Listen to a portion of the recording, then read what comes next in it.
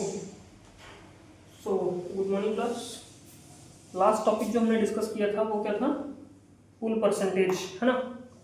और उसके बाद जो टॉपिक, मतलब उसके बाद नहीं, वो रिलेटेड टॉपिक ही हैं। डिस्कस करना है पुल फैक्टर। पुल फैक्टर का मतलब क्या होता है? Anyone, any idea?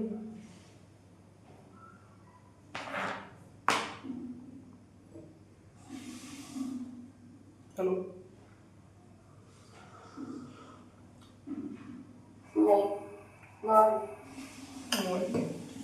आपने कल जो पुल परसेंटेज का परसेंटेज पुल का जो फॉर्मूला लिखा था वो क्या लिखा था, बताइए मुझे थोड़ा सा। Actual pull by total length of drilling hole. Actual pull upon total length of drill hole ना,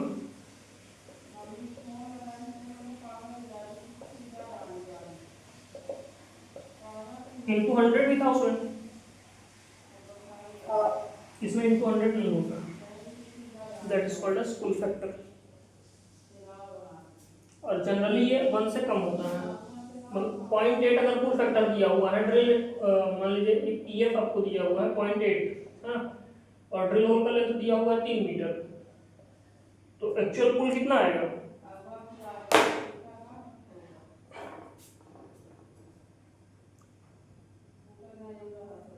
पुल फैक्टर दिया हुआ है 0.8, ड्रिल होल का लेंथ दिया हुआ है 3 मीटर, एक्चुअल पुल कितना आएगा?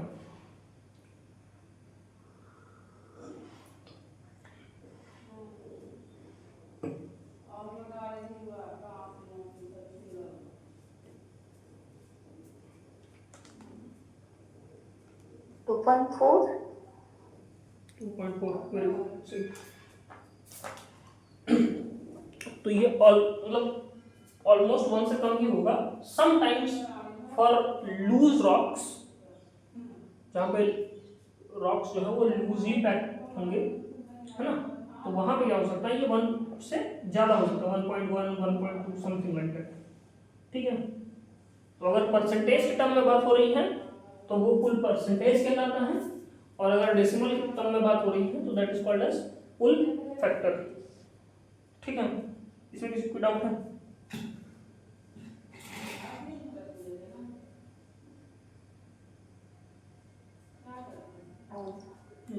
ठीक, इसको नोट कर लीजिए और नेक्स्ट हेडिंग लिखिए फिर, explosives used in mines. Explosives used in mine.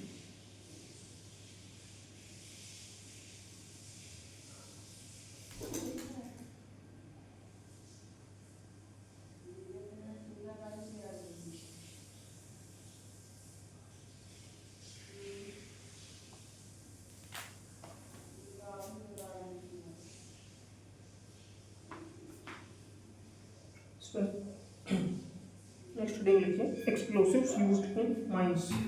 कौन कौन से एक्सप्लोसिव यूज करते हैं हम लोग माइन में?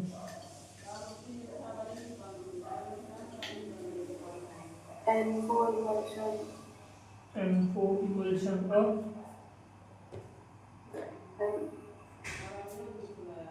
HN4. Slurry. Very good.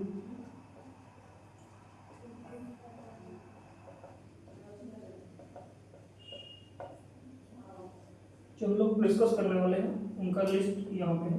पहला है गन पाउडर,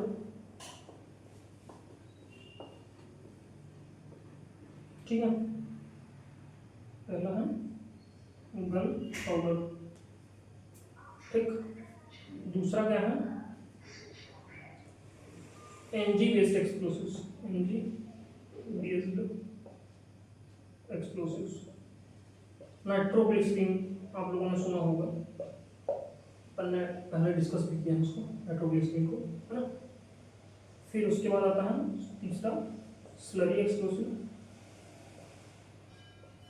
स्लरी एक्सप्लोसिव। एक अभी हम बता रहे थे एनफो भी होता है ना, एनफो भी होता है।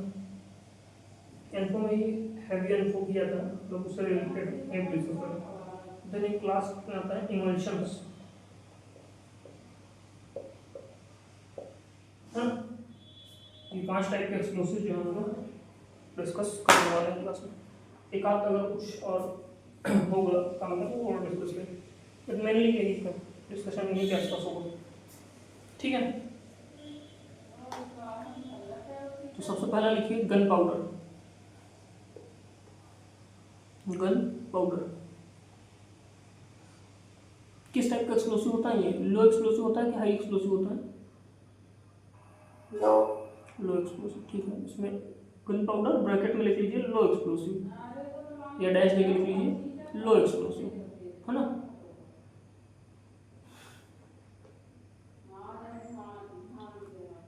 इसमें लिखिएगा gun powder, gun powder, gun powder is also known as, is also known as, gunpowder is also known as black powder, black powder, है ना। इसको ब्लैक पाउडर भी बोला जाता है।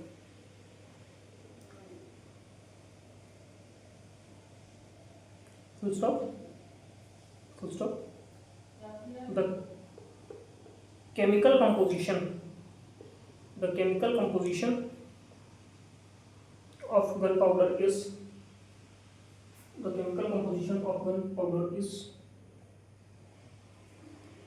includes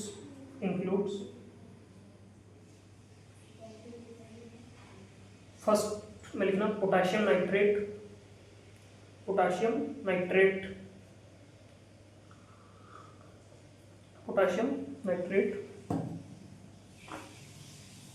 उसके पोटेशियम नाइट्रेट के ब्रैकेट में लिखना KNO3, ये उसका फॉर्मूला होता है ना। मान लो अगर रिएक्शन पूछ लिया या फॉर्मूला पूछ लिया ध्यान रहेगा, पोटेशियम नाइट्रेट, ठीक है। Potassium nitrate 75%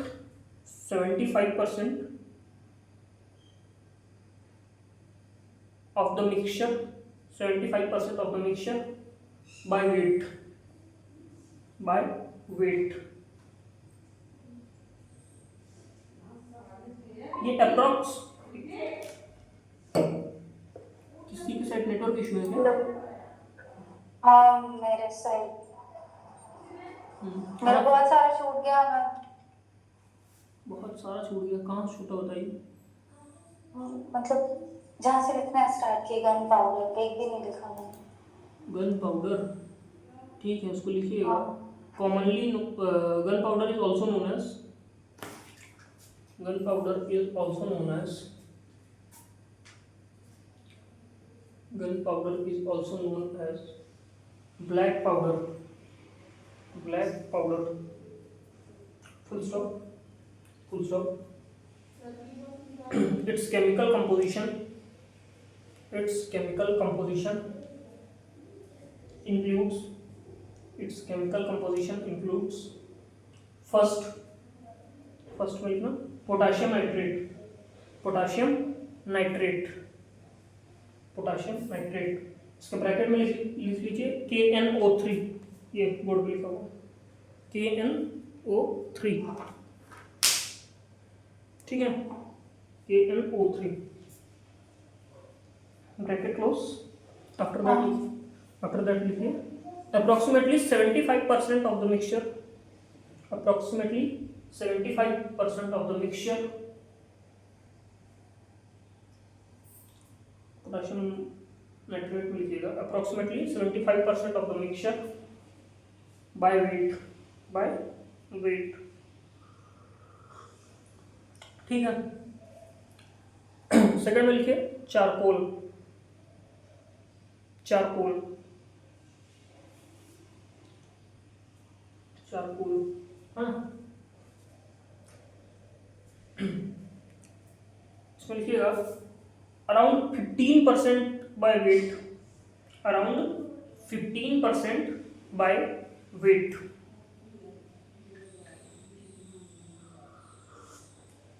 and work as a fuel, and work as a fuel, and work as a fuel that provides chemical energy for explosive, that provides chemical energy for explosive, for explosive. After that third point में लिखिए sulphur, sulphur लिखिएगा around 10% by weight, around 10% by weight, around 10% by weight, and act as both fuel and stabilizer, and act as both fuel and stabilizer. Full stop. Now, based on 3 points, हमने 3 points लिखे हैं, इनको थोड़ा सा एक बार read out कीजिए और उसके बाद बताइए पोटेशियम नाइट्रेट का क्या काम होता होगा, बिकॉज बाकी दो के काम तो आपने लिखे हुए हैं, फ्यूल और स्टेबलाइजर का काम करते हैं, पोटेशियम नाइट्रेट का काम आपने लिखा नहीं है, क्या काम करता होगा? स्टेबलाइजर का, स्टेबलाइजर का काम सल्फर कर रहा है, मैं पोटेशियम नाइट्रेट की बात कर रहा हूँ। पोटेशियम नाइट्रेट क्या काम करता होगा एक्सप्लोसिव में?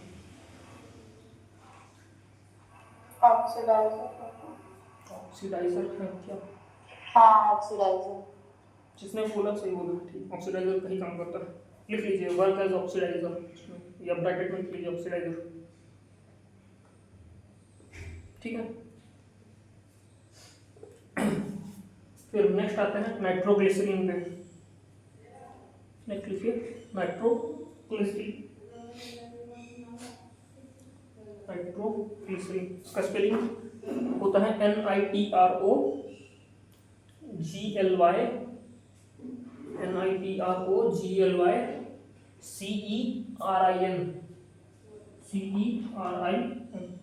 नाइट्रोग्लिसरीन, ठीक है।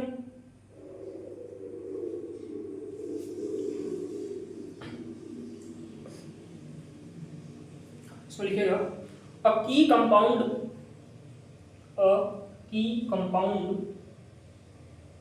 in a history of explosives, in a history of explosives,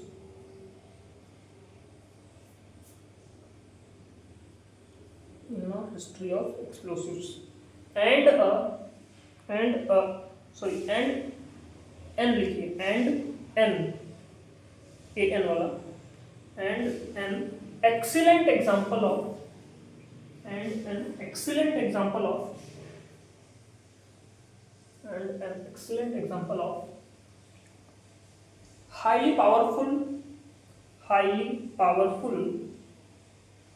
but extremely dangerous explosive, highly powerful but extremely dangerous explosive,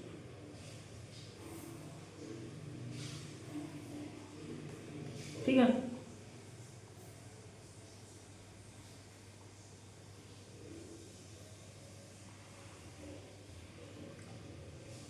full stop. इधर हिस्ट्री में पहले क्या बोला था? A key compound in the history of, a key compound in the history of, full stop देखे next point लिखिए nitroglycerine also known as nitroglycerin, also known as glyceryl trinitrate, थोड़ा इसका स्पेलिंग लिख देते हैं,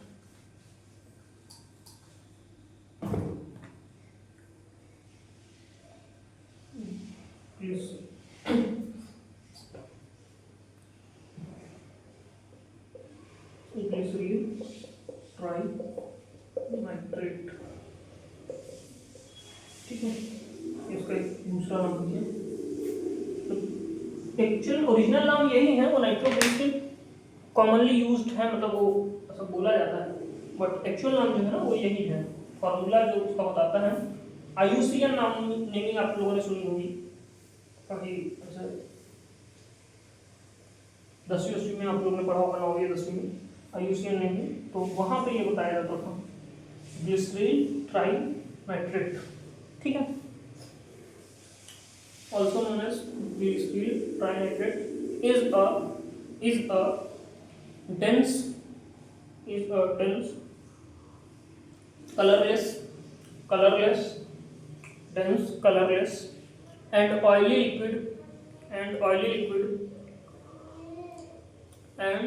oily liquid full stop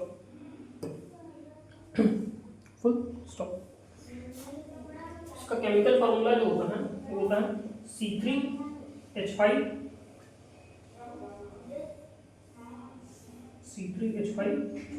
bracket में ONO2 thrice, ऐसा,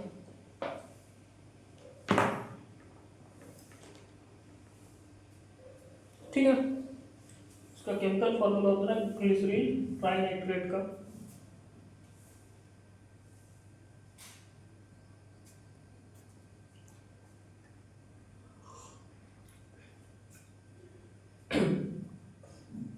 इसके कुछ कैरेक्टरिस्टिक्स भी होते हैं, है ना, वो लिखिएगा कैरेक्टरिस्टिक्स क्या क्या होते हैं उसके। पावरफुल एक्सप्लोसिव है, ये तो क्लियर है सबको, है ना।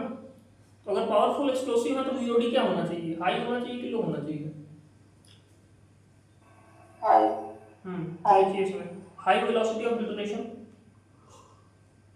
High velocity of detonation, high velocity of detonation. Second, zero oxygen balancing या zero oxygen balance, zero oxygen balance, that means इसमें आपको ऑक्सीजन बैलेंस करने के लिए किसी एक्सटर्नल एजेंट की जरूरत नहीं पड़ेगी, सेल्फ सफिशिएंट है ये। बिकॉज देख रहे हैं आप, 2 और 1 3 और 3 तक 9 ऑक्सीजन है उसके पास, है ना। अगर आप इसका केमिकल फार्मूला देखेंगे उसमें 9 ऑक्सीजन एटम्स हैं, तो वो सेल्फ सफिशिएंट है, वो उसको एक्सटर्नल ऑक्सीजन के लिए जरूरत नहीं पड़ती है, ठीक है। थर्ड में लिखिएगा एक्सट्रीम सेंसिटिविटी, एक्सट्रीम सेंसिटिविटी,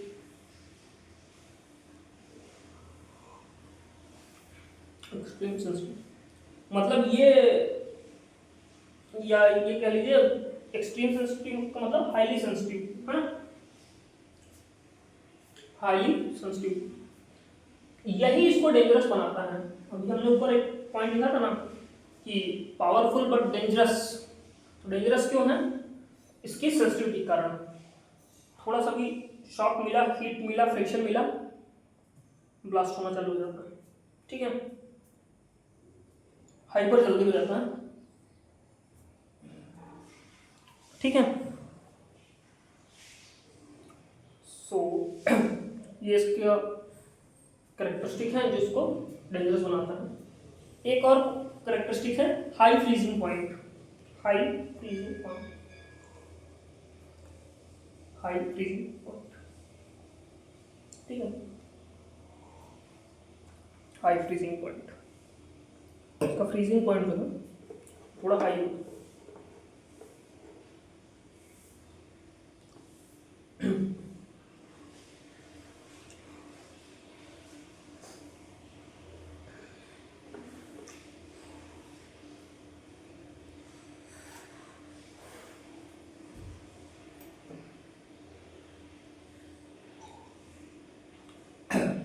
ठीक, नेक्स्ट वो लिखेगा, अच्छा डायनामाइट में भी इसका यूज होता है, जो हम लोग ने पढ़ा है ना डायनामाइट, अल्फ्रेड नोबेल आप लोगों ने नाम सुना होगा,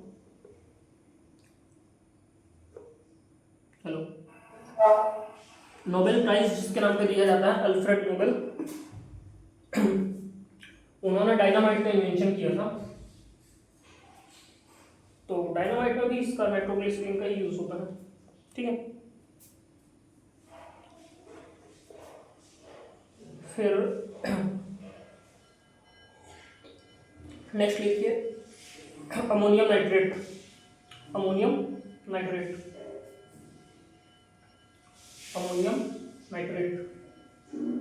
अभी फ्यूल ऑयल नहीं ऐड किया है तो ये NFO बना नहीं है, ठीक है। फ्यूल ऑयल ऐड कर देंगे तो ये NFO हो जाएगा।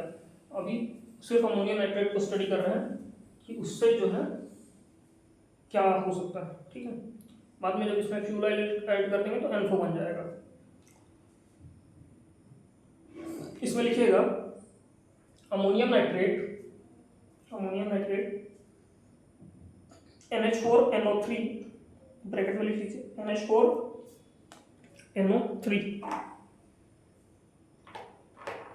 NH4NO3, ठीक है। is the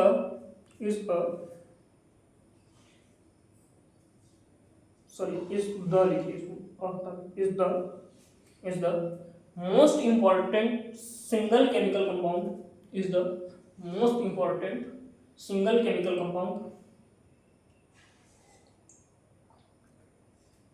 in modern commercial explosives,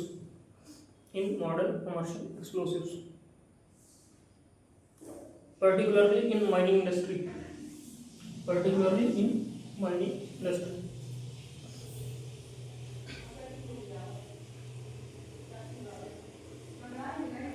जैसे फिट करती है कहाँ से?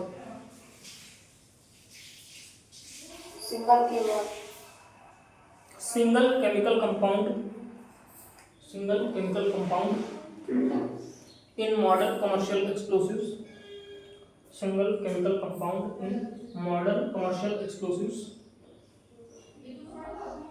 comma, particularly for mining industry.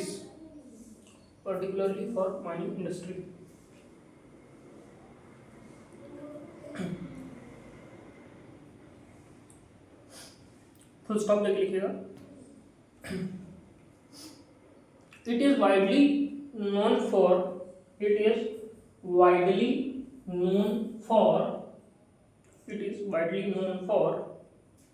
its use as a fertilizer.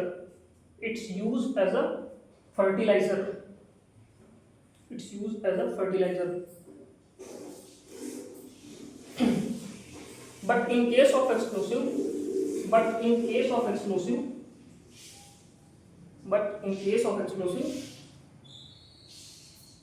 it works as a powerful oxidizer,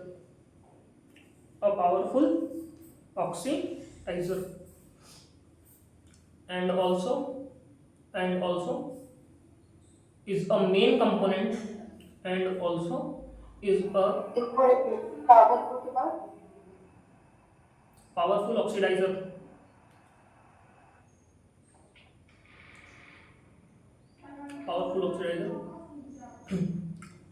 and also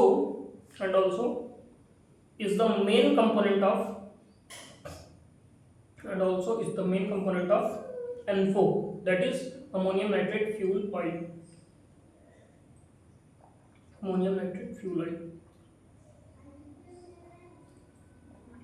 अभी हमने एक वर्ड लिखा था widely known for its use in fertiliser, है ना।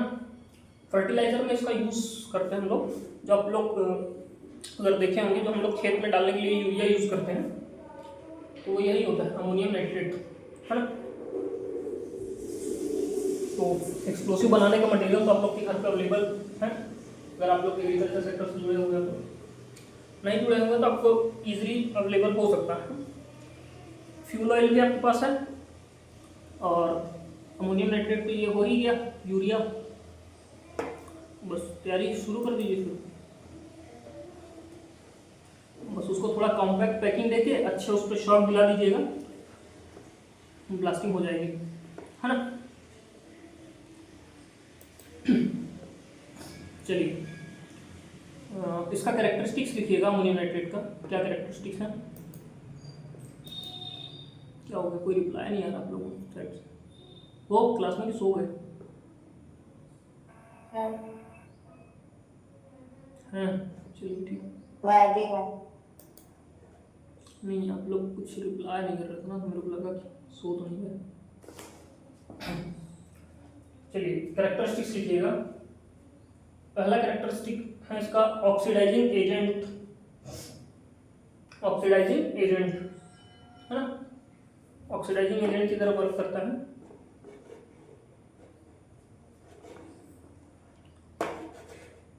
फिर दूसरा है hygroscopic nature. Hygroscopic nature, hygroscopic nature, bracket में लिखिए, ब्रैकेट में लिखिए, it is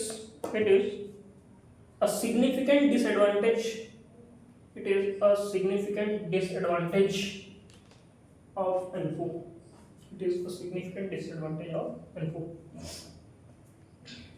है ना। बिकॉज हाइग्रोस्कोपिक इन नेचर का मतलब क्या है कि वो अगर रखा हुआ है आपका एक्सप्लोसिव, इन्फो थोड़ी ना होगा, अमोनियम नाइट्रेट होगा। हाँ सॉरी, अमोनियम नाइट्रेट या एन्फो में भी एक 93% अमोनियम नाइट्रेट यूज होता है। तो अगर मैंने बोल दिया होगा एन्फो तो गलत नहीं है, ठीक है। 93% अमोनियम नाइट्रेट रहता है, 7 to 8% फ्यूल ऑयल रहता है, ठीक है। ये कंक्लूजन एन्फो। तो हाँ, अमोनियम नाइट्रेट के बारे में डिस्कशन चल रहा था। तो वो क्या था, हाइग्रोस्कोपिक इन नेचर। हाइग्रोस्कोपिक है मतलब कि अगर वो आपका नॉर्मल कंडीशन में रखा हुआ है तो जो वाटर वेपर्स होते हैं हमारे एटमॉस्फेयर पे उसको एब्जॉर्ब कर लेगा, ठीक है। मॉइस्चर जो होता है उसको एब्जॉर्ब कर लेगा, और कोई भी एक्सप्लोसिव अगर मॉइस्चर एब्जॉर्ब कर लेता है तो उसका प्रोडक्टिविटी थोड़ा कम हो जाता है, ठीक है। तो ये बहुत सिग्निफिकेंट डिसएडवांटेज है अमोनियम नाइट्रेट का, ठीक है। नेक्स्ट लिखिए low cost, low cost, low cost. फिर नेक्स्ट लिखिएगा safety and stability, safety and stability. मतलब हमारा जो नाइट्रोग्लिसरीन था, इसके पहले जो डिस्कशन हुआ, तो जो नाइट्रोग्लिसरीन है उसमें क्या था कि वो स्टेबल कम था थोड़ा, हाँ, सेंसिटिव ज़्यादा था, ब्लास्टिंग जल्दी हो जा रही थी उसमें। बट इसके केस में ऐसा नहीं है, ये स्टेबल है, मतलब एक्सट्रीम लेवल तक स्टेबल है, इनसेंसिटिव रहता है शॉक के लिए, ठीक है। अगर आप इसको नॉर्मल मतलब जब हमारा अभी हमने इसके पहले क्या डिस्कस किया, नाइट्रोग्लिसरीन है ना, तो नाइट्रोग्लिसरीन क्या था, सेंसिटिव था थोड़ा ज़्यादा, वो नॉर्मल सिनेरियो से अगर हल्का भी ऊपर उसको हीट शॉक या फ्रिक्शन कुछ ऐसा प्रोवाइड हो जा रहा था तो वो इनिशिएट हो जा रहा था, ठीक है। बट जो हमारा अमोनियम नाइट्रेट है इसके केस में ऐसा नहीं है, ये स्टेबल है थोड़ा उससे ज़्यादा, है ना, नाइट्रोग्लिसरीन से कहीं थोड़ा नहीं काफ़ी ज़्यादा स्टेबल। तो इसमें क्या होता है, शॉक फ्रिक्शन हीट जो नॉर्मल उसमें रहते हैं ना उससे ये इनिशिएट नहीं होता, इसको एक पर्टिकुलर अमाउंट ऑफ हीट चाहिए या पर्टिकुलर एक मेजर चंक ऑफ शॉक चाहिए जहाँ पे वो इनिशिएट होगा, ठीक है। फॉर दैट पर्पस हम लोग को एक डिटोनेटर या ऐसा कुछ ही यूज़ करना पड़ता है, ठीक है। अब अमोनियम नाइट्रेट का यूज अपन किन किन एक्सप्लोसिव्स में करते हैं, तो पहला तो है हो गया एन्फो। एक मिनट, वॉइस ब्रेक मेरे साइड ये हो रही है, यांशिका तुम्हारे साइड भी है। मैं वैसा नहीं हूँ।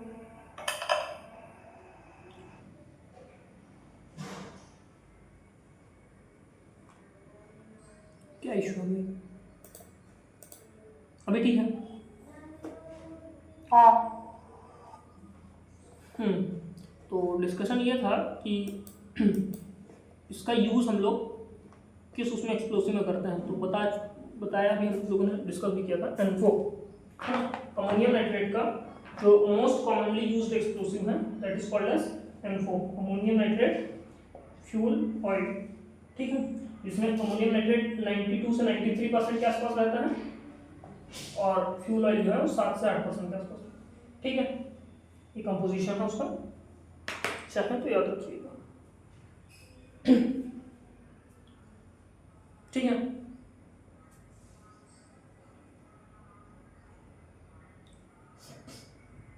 Anyone, any doubt? नहीं। नेक्स्ट लिखिए slurry explosives. Slurry explosive, info में बस इतना ही पढ़ना और कुछ नहीं। हाँ मतलब इससे ज़्यादा क्या पढ़ना चाहते हैं बताइए। कुछ नहीं। नहीं मतलब अभी ऐसा कुछ खास है नहीं इसमें, जो काम की चीज़ें हैं वो डिस्कस कर रहे हैं, बिकॉज ये थ्योरी तो फिर बुक में खूब सारा दिया हुआ है ना, तो अगर पूरा बुक ही लिखवा दूंगा तो फिर मतलब क्या रहेगा, है ना। तो इससे अच्छा फिर मैं आप लोग को ऐसे फोटोकॉपी या बुक ही भेज देता हूँ, आप लोग वही पढ़ लीजिएगा। फॉर दैट पर्पस मैं शॉर्ट में जो यूज़ की चीज़ें हैं वो यहाँ पे डिस्कस कर रहा हूँ, बाकी तो बुक है ही। चलिए नेक्स्ट लिखिए स्लरी एक्सप्लोसिव्स। स्लरी एक्सप्लोसिव्स, इसमें लिखिएगा slurry explosives also known as, slurry explosives also known as water gels, water gels, water gels, है ना। were a were a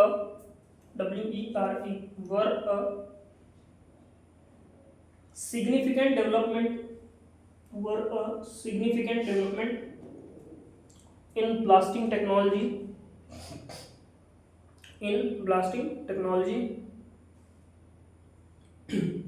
bridging the gap between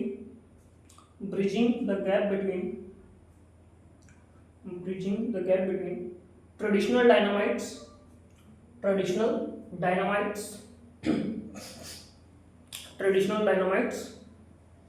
and modern emulsion explosives,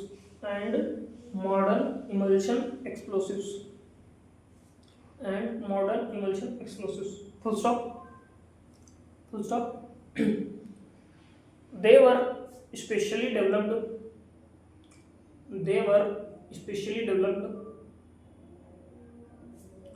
to overcome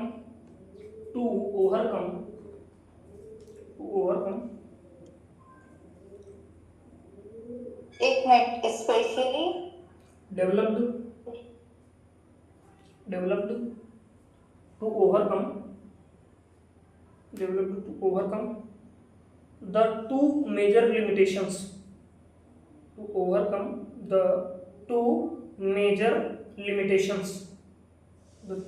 major limitations of info. First one is lack of water resistance.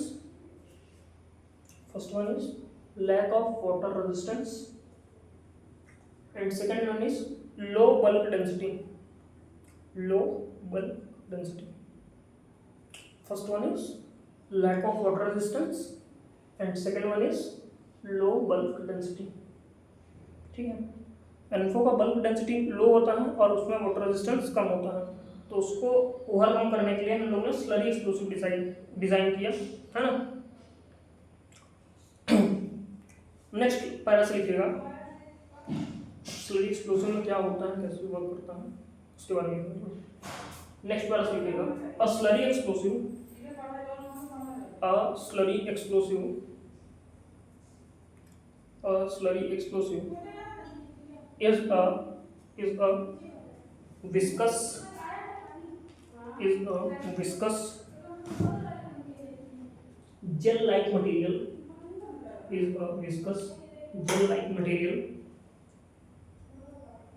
is a viscous gel like material of an inorganic। Voice नहीं आ रही। Voice नहीं आ रही है, सबके side नहीं आ रही है। नहीं आ रही है। एक सेकंड, क्या हो गया अभी? हाँ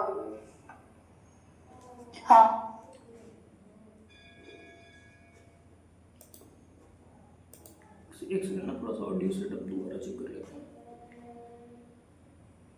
ओके हाँ वो बीच में थोड़ा नेटवर्क में कुछ इशू आ रहा था, अभी ठीक सही सही। तो कहाँ से मिस हुआ है बताइए।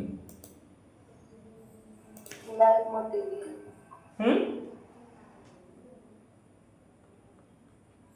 Jail like material. Gel like material of an of an inorganic oxidizing salt of an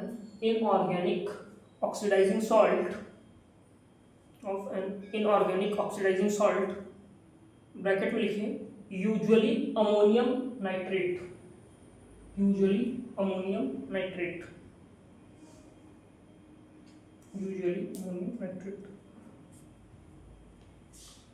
comma fuel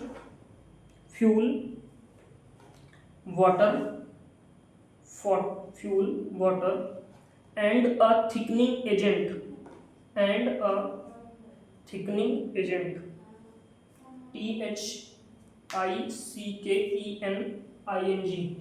thickening agent full stop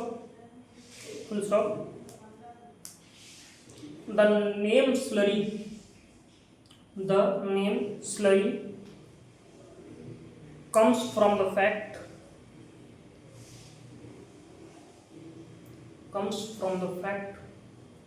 that the explosive has a fluid comma mud like consistency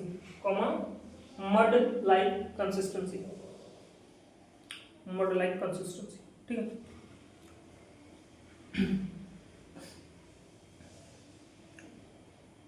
bracket close कहाँ करना था, ammonium nitrate पे। हाँ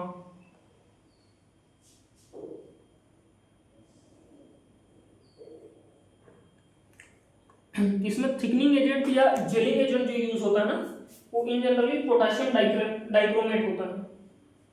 उसको आप underline करके लिख लीजिए सर एक मिनट। हाँ पोटेशियम डाइक्रोमेट K2Cr2O7 रहता है क्या इसका फॉर्मूला शायद, पोटेशियम डाइक्रोमेट K2Cr2O7 ठीक है। पोटेशियम डाइक्रोमेट ये इसका थिकनिंग एजेंट होता है। इसमें जो फ्यूल यूज होता है वो होता है एल्यूमिनियम पाउडर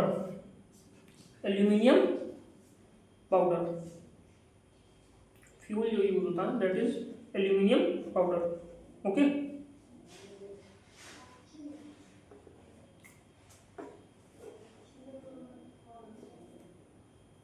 ओके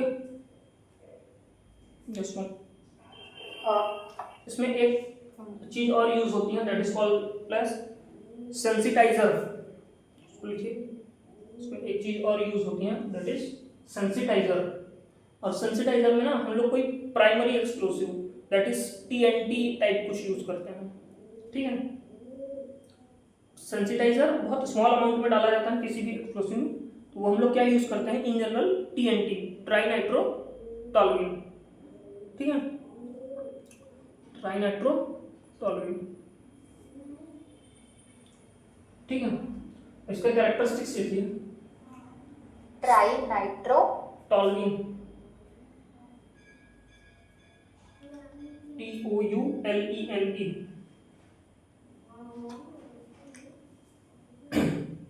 इसका कैरेक्टरिस्टिक्स लिखिए स्लरी एक्सप्लोसिव्स का। पहला लिखिएगा एक्सीलेंट वाटर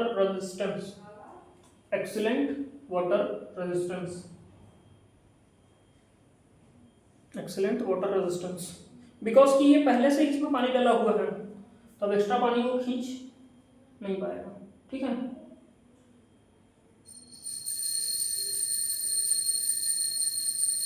जो बोरहोल में इन्फिल्ट्रेशन होता है आप लोगों ने देखा होगा, जब हम लोग ड्रिलिंग वगैरह करते हैं तो क्या होता है अंडरग्राउंड वाटर जो है वो पर्कुलेट होकर ड्रिल होल में आने लगता है ना, तो वहाँ पे जो ड्रिल होल में अगर पानी आता है तो उसको आपका एक्सप्लोसिव एब्जॉर्ब नहीं करेगा, ठीक है।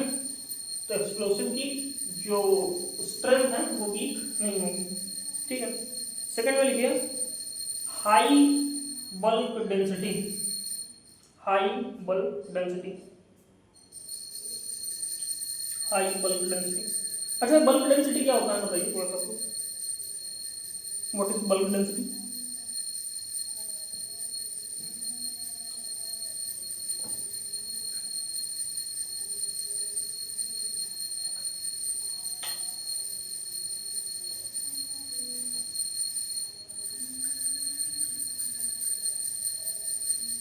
हेलो,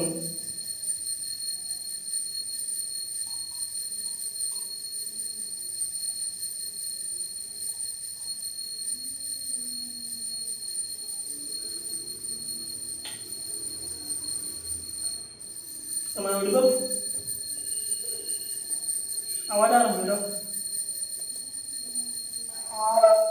बल्क डेंसिटी क्या होता है बताइए?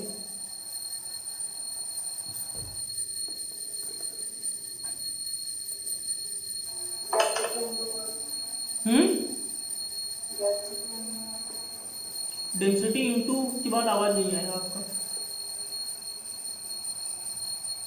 Density into volume. Density into volume, अच्छा सही बता रही हैं ये? Density into absolute weight strength, नहीं हाँ, density into absolute weight strength, वो एब्सोल्यूट बल्क डेंसिटी हो जाएगी।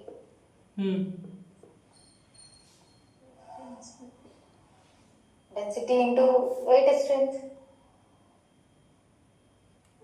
तो मैं डेफिनेशन पूछ रहा हूँ सीधा क्या होता है, मतलब डेफिनेशन होता है, छोड़ो फॉर्मूला को मुझे डिफाइन कैसे करता हूँ।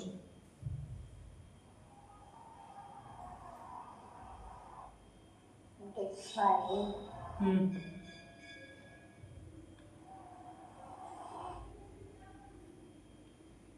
इसमें क्या क्या इंक्लूड करते हैं, मतलब देखो क्या होता है, मास पर यूनिट वॉल्यूम डेंसिटी होता है, ठीक है। जो नॉर्मल डेंसिटी होता है वो क्या होता है, मास पर unit volume, mass by volume, है ना। इसमें क्या होता है ना, mass by total volume, total volume, ये होता है आपका बल्क डेंसिटी।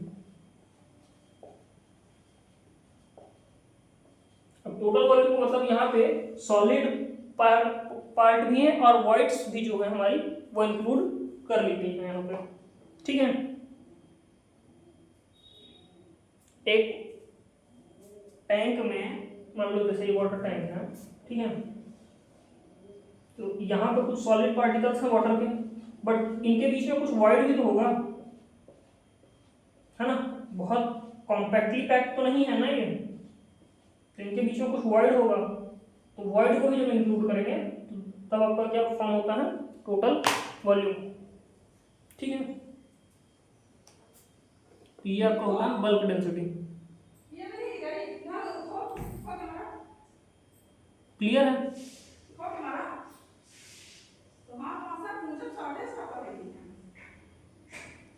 Yes no?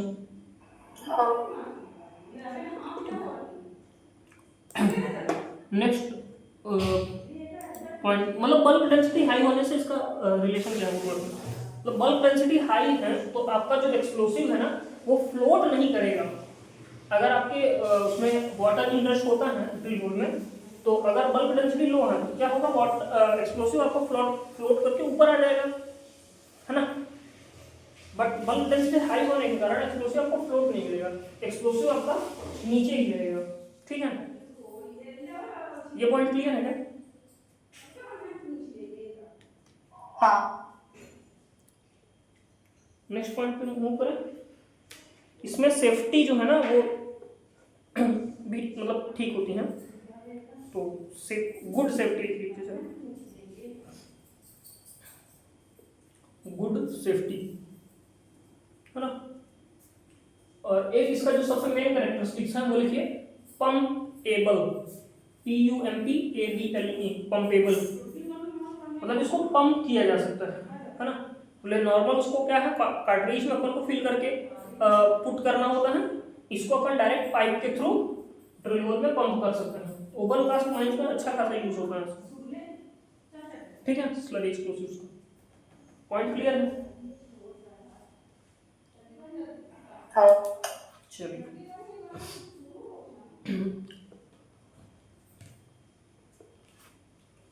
अब एक आप लोग के लिए होमवर्क है,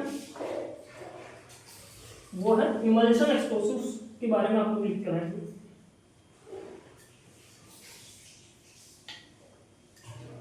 ठीक है, इमल्शन एक्सप्लोसिव्स,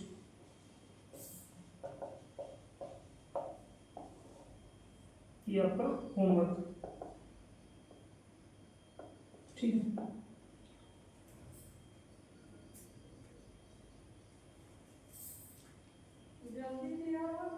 थोड़ा शॉर्ट नोट टाइप का प्रिपेयर कर लीजिएगा, दो पेपर पढ़ लीजिएगा, उसको क्लैरिटी हो जाएगी। अगर नहीं होता है तो then we will discuss in our class. यहाँ तक कोई डाउट हो किसी को तो बताइए, एनीवन एनी डाउट?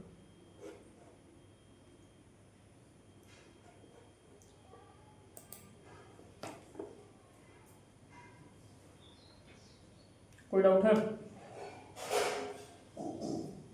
नहीं। नेक्स्ट हेडिंग लिखिए, hazards associated with blasting. Hazards associated with blasting.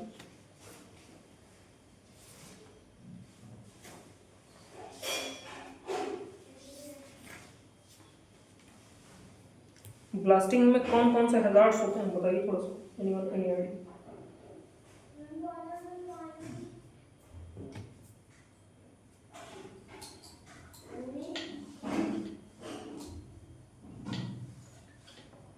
Fly rock, ठीक है, vibration, hazards associated with blasting, ठीक है। और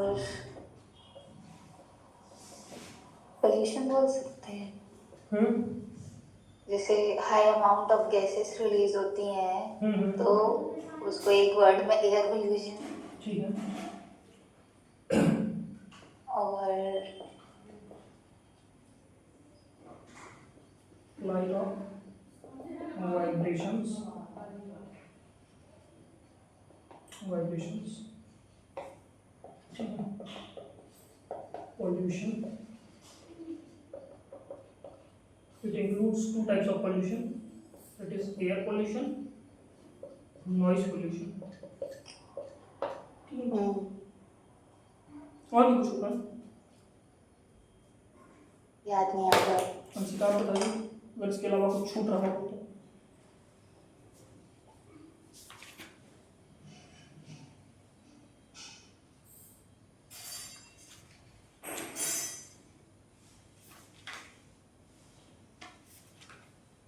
चलिए फिर इन्हीं पर डिस्कशन करते हैं। सबसे पहला डिस्कशन हमारा फ्लाई लॉक। तो हेडिंग लगाइए हैजार्ड एसोसिएटेड विद ब्लास्टिंग, और उसमें सबसे पहला हेडिंग लिखिए फ्लाई लॉक,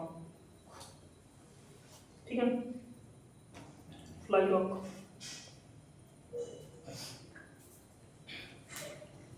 फ्लाई लॉक इसमें लिखिएगा, during blasting rock fragments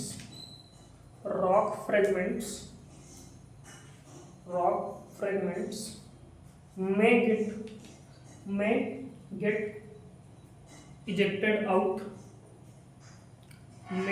get ejected out from blast hole site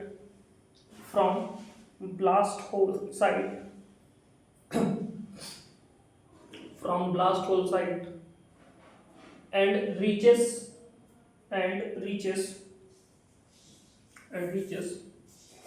a high point, reaches a point of impact, and a point of impact away from site, full stop. It can cause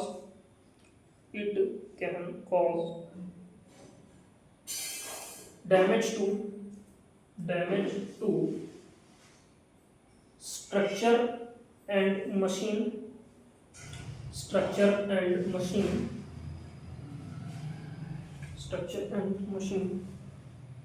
और humans too T double O वाला humans to, full stop.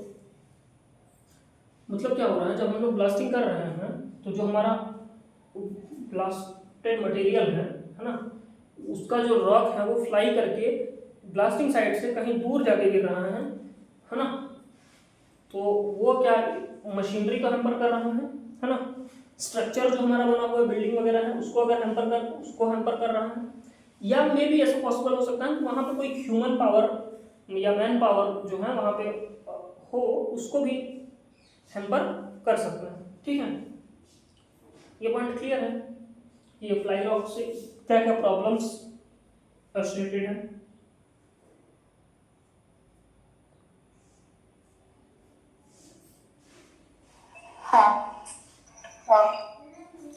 ठीक है, full stop देख लीजिएगा। Next para से, it is generally found with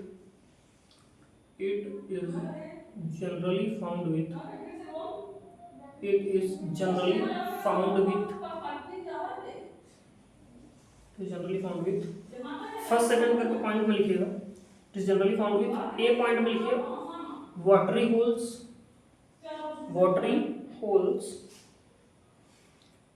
holes. B point में लिखिए week और fractured free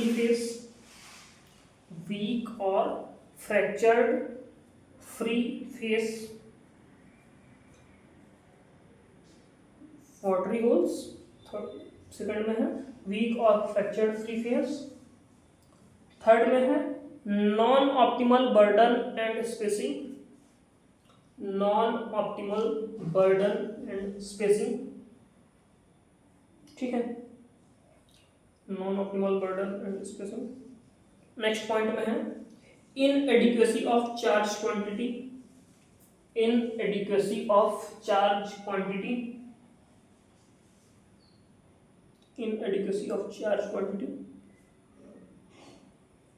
and next point है इम्प्रॉपर स्टेमिंग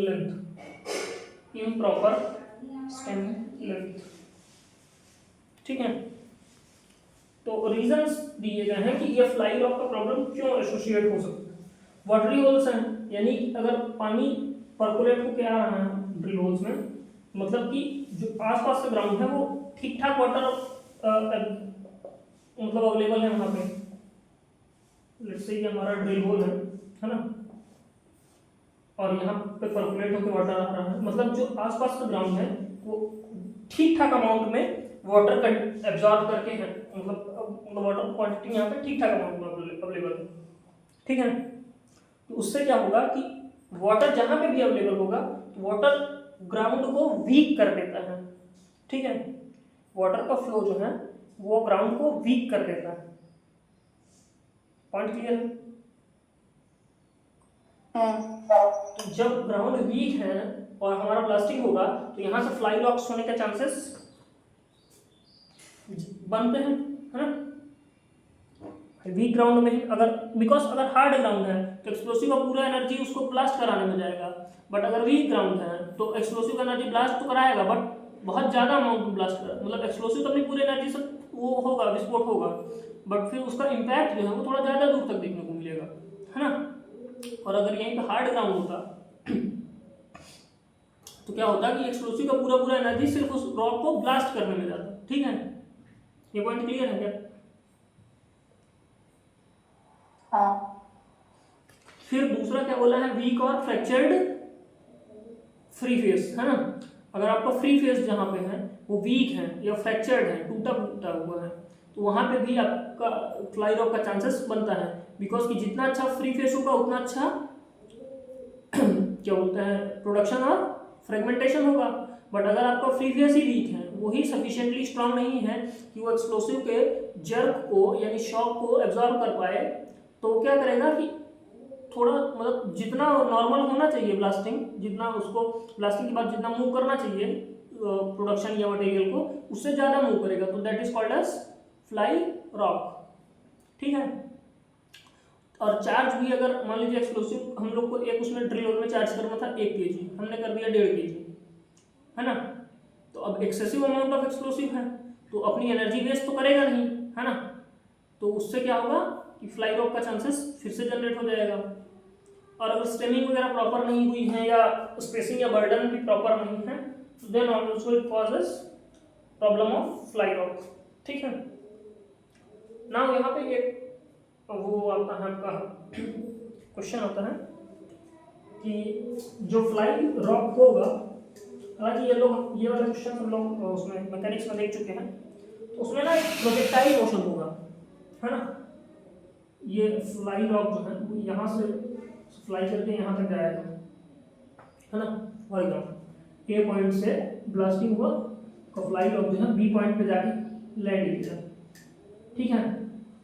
तो अब ए से बी तक कुछ डिस्टेंस होगा, that is called as range, कुछ हाइट होगा, that is called as H max, और कुछ टाइम लगा होगा, that is called as time of flight.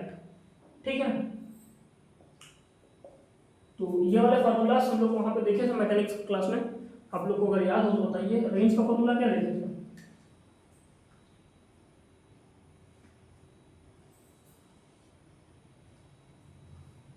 Anyone?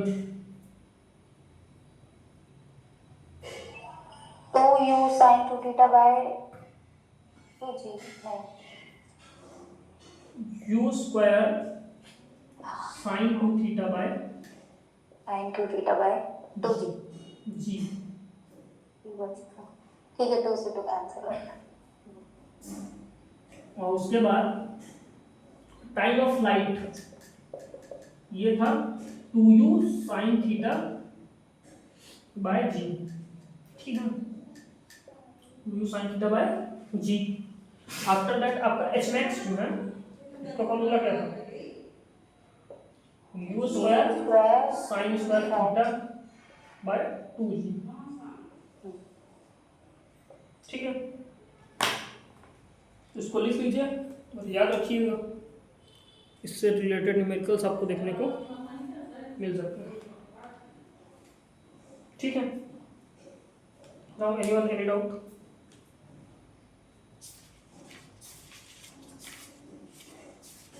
Board नहीं दिख रहा सर। अच्छा।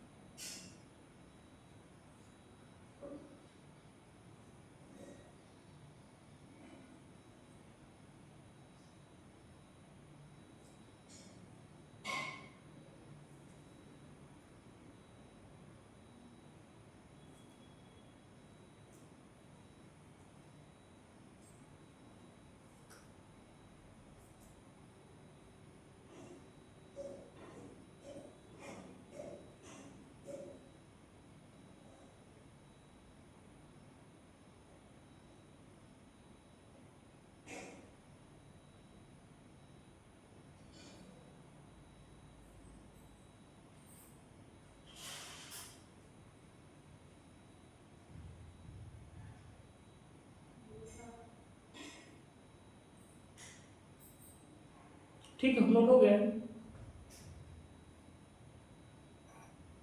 हाँ किसी कोई डाउट है इसमें? हाँ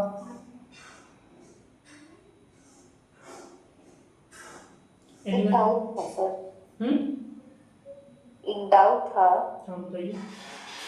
जैसे नॉर मतलब ब्लास्टिंग करेंगे हम्म। तो फ्लाई रॉक तो जनरेट होता ही है, हम्म। मतलब रॉक्स तो ऐसे फूट के निकलेंगे ही सामने की ओर हम्म। या ऊपर, तो हम उसको फ्लाई रॉक कब कंसीडर करते हैं कि ये फ्लाई रॉक ही है? देखिए हम लोग एक डिस्टेंस एज्यूम करके रखते हैं कि इतने डिस्टेंस तक हमारा एक्सप्लोसिव जो है उसको जो प्रोडक्शन है या जो हमारा ओवरबर्डन है उसको इतने डिस्टेंस तक फ्लाई कराएगा। ठीक है। सरफेस का जैसे मैंने पढ़ा था तो उसमें था कि 2h के ऊपर जाता है, 2 into height of drill hole, drill length जो भी बोले उसके ऊपर जाता है तो उसको हम फ्लाई रॉक कंसीडर करते हैं। अंडरग्राउंड का नहीं पता मुझे। वो मेरे को नहीं पता है एग्जैक्ट डेटा क्या है, बट हाँ हम लोग ये एज्यूम करके चलते हैं कि इतने डिस्टेंस तक तो उसको होना चाहिए, मतलब ब्लास्टिंग होगा तो इतने डिस्टेंस तक तो हमारा रॉक फ्लाई करके जाएगा। हम लोग एक डिस्टेंस एज्यूम करके चलते हैं, इतने डिस्टेंस तक तो आना चाहिए नॉर्मल कंडीशंस, है ना। बट अगर उससे ज़्यादा वो इम्पैक्ट कर रहा है then it is called as fly rock, है ना। जो हमारा नॉर्मल सिनेरियो है उससे ज़्यादा अगर परफॉर्म कर रहा है then it is called as fly rock. ठीक है। ठीक है, आज क्लास थोड़ा यहीं पे खत्म करता हूँ।